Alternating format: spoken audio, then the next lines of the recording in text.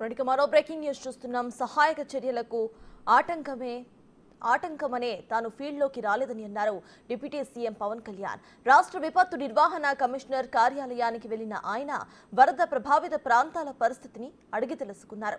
హోంమంత్రి అనిత, రెవెన్యూ శాఖ ముఖ్య కార్యదర్శి సిసోడియా, ఇతర ఉన్నత అధికారులతో పవన్ సమీక్షను నిర్వహించారు. డిజాస్టర్ మేనేజ్మెంట్ పనితీరును డిప్యూటీ సీఎం మెచ్చుకున్నారు.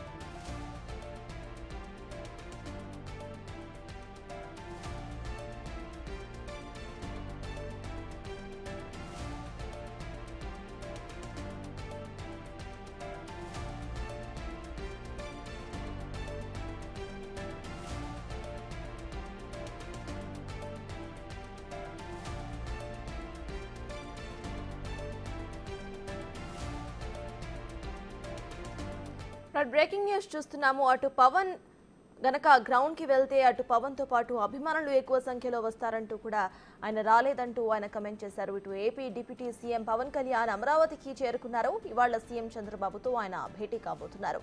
వరద ప్రాంతాల్లో పవన్ కళ్యాణ్ పర్యటిస్తే ఏర్పాట్లు ఇబ్బందులవుతాయని అధికారులు చెబుతున్నారు.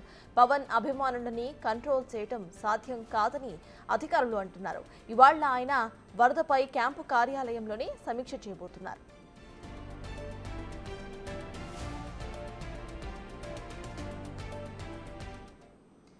ఇదే అంశంపై పూర్తి డీటెయిల్స్ మా ప్రతినిధి శివ అందిస్తారు. శివ, చెప్పండి, ఇవాళ క్యాంప్ ఆఫీస్ లో ఆయన సమీక్షను నిర్వహించబోతున్నట్టు తెలుస్తోంది. ఇక గ్రౌండ్ కి ఆయన వచ్చే పరిస్థితి లేనట్టు కూడా తెలుస్తోంది. ప్రెసెంట్ అప్డేట్స్ ఏంటి?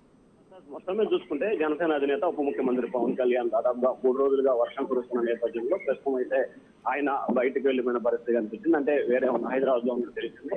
తాజాగా అనేక విమర్శలు, అనేక సోషల్ మీడియాలో ట్రోల్స్ నేపథ్యంలో నిన్న సాయంకాలం హుటాహుటిన పవన్ కళ్యాణ్ విజయవాడ చేరుకున్నారు. వెంటనే ఏదైతే డిజాస్టర్ మేనేజ్మెంట్ కార్యాలయంలో హోంమంత్రి అనితతో కలిసి ఆయన సమావేశంలో పాల్గొన్నారు. పలు అంశాలకు సంబంధించి కీలకంగా నిర్ణయాలు తీసుకోవడం జరిగింది. గత ప్రభుత్వ నిర్లక్ష్యం మూలంగా ఇదంతా జరిగింది. పూర్తి స్థాయిలో దీనికి బాధ్యత వహించాల్సింది వారే అని చెప్పి కూడా పవన్ కళ్యాణ్ వ్యాఖ్యానించారు. ఇక మరొక వైపు ఆయన ₹1 విరాళాన్ని ఆంధ్రప్రదేశ్ విపత్తుల కోసం ప్రకటించారు. ఆ విరాళాన్ని ఈ రోజు ముఖ్యమంత్రి చంద్రబాబుకి పవన్ కళ్యాణ్ స్వయంగా కూడా అందజేయబోతా ఉన్నారు. అందజేసిన తర్వాత ఆయన క్యాంపు కార్యాలయం నుంచే పూర్తి స్థాయిలో సమీక్షా సమావేశం నిర్వహిస్తారు. మధ్యాహ్నం నుంచి మళ్ళీ డిజాస్టర్ మేనేజ్మెంట్ కార్యాలయం వెళ్ళి అక్కడ వాతావరణానికి సంబంధించి, వర్షాలకు సంబంధించి తాజా పరిణామాల నేపథ్యంలో అధికారులతో ఆయన సమావేశం నిర్వహిస్తారు. సత్తారు అయితే శివ, మనం చూస్తే ఆయన ఇంకోటి కూడా, అంటే ఇప్పుడు పవన్ కళ్యాణ్ గ్రౌండ్ కి వస్తే ఎవరైతే అభిమానులు వస్తారో వాళ్ళని కంట్రోల్ చేయడం సాధ్యం కాదు అని కూడా మనకు వినిపిస్తోంది. సో దానికి సంబంధించిన అప్డేట్స్ ఏంటి? ఇటు ఇన్స్టాలో కానివ్వండి, లేకపోతే సోషల్ మీడియాలో ఎక్కువగా ట్రోల్స్ నడుస్తున్నాయి. దానికే ఈ స్పందన అని అనుకోవచ్చా మనం?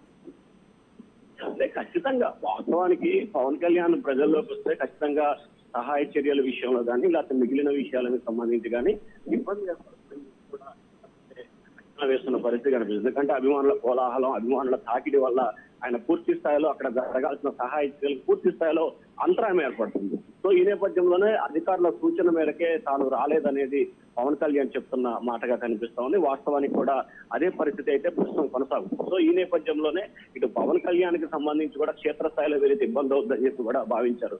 వాస్తవానికి ఇటీవల విశాఖపట్నంలో ఏదైతే జరిగిన ఫార్మా కంపెనీ ప్రమాద విషయంలో కూడా పవన్ కళ్యాణ్ వస్తానంటే పోలీసు అధికారులు అలాగే ఇంటెలిజెన్స్ అధికారులు రావద్దు, సహాయ చర్యలకు ఆటంకం కలుగుతా ఉంది, మీరు వస్తే క్రౌడ్ ఎక్కువ వస్తుంది, అభిమానులని కంట్రోల్ చేయడం సాధ్యం కాదు అని చెప్పి వాడు చెప్పిన పరిస్థితి కూడా మనం ప్రధానంగా గుర్తించుకోవాలి. సో తాజా పరిణామాల నేపథ్యంలో కూడా అదే విషయం పవన్ కళ్యాణ్కి మరొకసారి అధికారులు చెప్పడంతోనే ఆయన రాలేదని చెప్పి కూడా తెలుస్తోంది.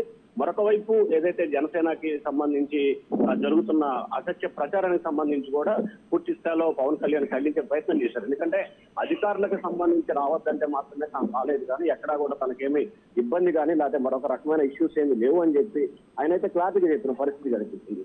సో అయితే మొత్తం మీద సోషల్ మీడియా ట్రోల్ అనుకోవచ్చు, లేకపోతే పవన్ కళ్యాణ్ జన్మదిన వేడుక కోసం ఆయన అవుట్ ఆఫ్ స్టేషన్ వెళ్ళి రావడానికి డిలే కావచ్చు, రకరకాల కారణాలు. సో కారణాలు ఏదైనా సరే ఆయన సాయంకాలానికి అమరావతి చేరుకొని వర్షానికి సంబంధించిన అధికారుల సమీక్షా సమావేశంలో అయితే ఆయన పాల్గొనడం జరిగింది. సత్తా. Right, thank you Shiva.